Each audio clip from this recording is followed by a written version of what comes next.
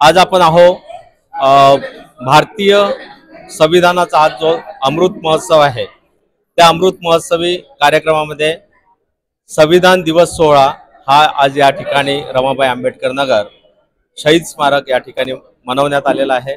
त्या ठिकाणी काही मान्यवरांचं इथे स्वागत करण्यात आलं, त्यांना पुरस्कृत करण्यात आलेलं आहे। स्वरूप नेटवते आहेत आणि आज आपण यांचं काय मनोगत आहे या कार्यक्रमाविषयी आणि या पुरस्काराविषयी जाणून घेऊया। सर्वप्रथम मी भारतीय भिक्खू महासंघाचे वीररत्न महाथेरो यांना मी विशेष त्यांचे आभार मानतो आणि इतर सामाजिक संस्था ज्यांनी हा आगळा वेगळा कार्यक्रम आम्ही सामाजिक संस्थांमध्ये विशेष करून सामाजिक घटकांमध्ये काम करणाऱ्या विशेष लोकांचा सन्मान केला, त्यांचे मी सर्वांपरी आभार मानतो। विशेष करून हा दिवस संविधान दिवस एक विषय वेगळा दिवस आहे। डॉक्टर बाबासाहेब आंबेडकरांनी जेव्हा संविधानाची स्थापना केली, जर डॉक्टर बाबासाहेब आंबेडकर आज असते, इथे संविधानावर बोलणारे विशेष तज्ञ वेगळे आहेतच, पण आज डॉक्टर बाबासाहेब आंबेडकर जर हयात असते तर सर्वात पहिले त्यांनी संविधानामध्ये एक तरतूद केली असते की शिक्षणासाठी जे आज चाललेलं आहे आर्टिफिशियल इंटेलिजन्स टेक्नॉलॉजीज वापरली जात आहे, नशामुक्ती वर या गोष्टींवर बाबासाहेबांनी जोर दिला असता। जे सामाजिक घटक जे समाजातील शेवटचा घटक आहे त्याच्यापर्यंत लोकांनी कसे पोहोचावे, त्यापर्यंत कसे काम करावे याचे नियोजन आज बाबासाहेबांनी आपल्याला आज शिकवले असते। जर बाबासाहेब जर नसतील, त्यांच्या तत्वांवर, त्यांच्या अनुयायांवर, त्यांच्या या गोष्टींवर आपण कसे पुढे वागवा, या संविधान दिनानिमित्त मी सर्वांना सांगतो, लहान तोंडी मी मोठा घास घेत जरी असेल, सर्वांइतकं मला ज्ञान नसेल तरी पण डॉक्टर बाबासाहेब आंबेडकरांची जी संकल्पना होती, शिका, संघटित व्हा आणि संघर्ष करा, ही सर्वांना मी सांगतो आणि माझे 2 शब्द थांबवतो। धन्यवाद आणि आपले सुद्धा धन्यवाद सर। थँक्यू स्वरूपजी। आज माता रमाबाई आंबेडकर नगर शहीद स्मारक या ठिकाणी भारतीय बौद्ध भिक्खू संघ, संविधान वार्ता, तसेच आपलं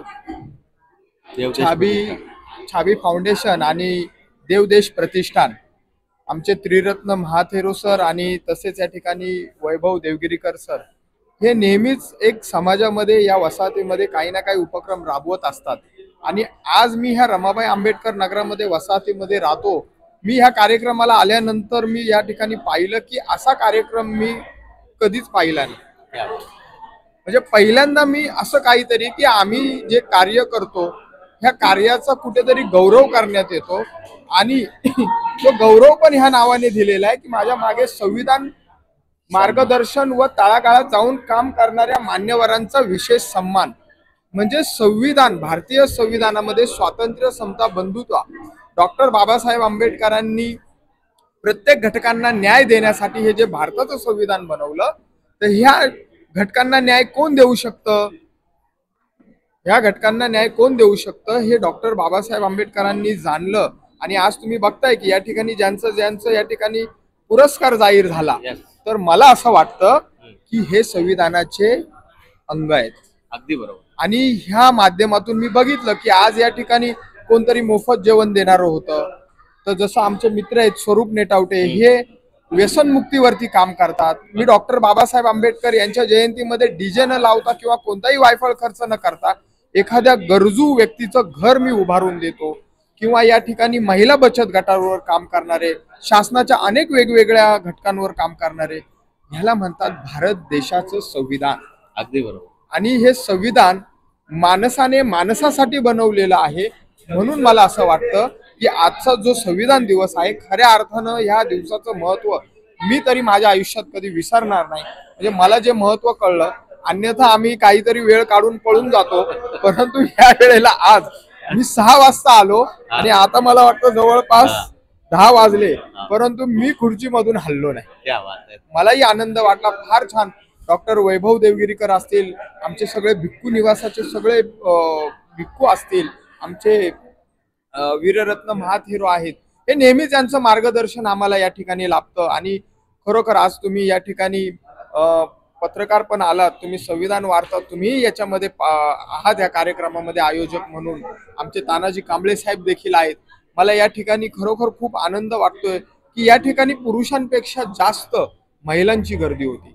आणि या ठिकाणी ते वैभव ठाकरे आले होते घाटकोपर पश्चिमला।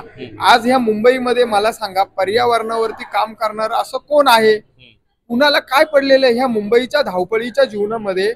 माणसं मरतायत की जगतायत कुणाला पडलेलं नाहीये, परंतु पर्यावरणावरती काम करणारी अशी एक टीम या ठिकाणी आली.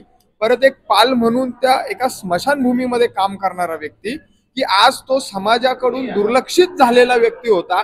अशा व्यक्तीला या ठिकाणी तुम्ही या स्टेजवर आणलं. आणि मला असं वाटतं की परमपूज्य डॉक्टर बाबासाहेब आंबेडकरांनी सांगितलेला खरा धर्म जर कोणता असेल आणि खरं संविधान जर कोणतं असेल तर हे आहे. थँक्यू, धन्यवाद.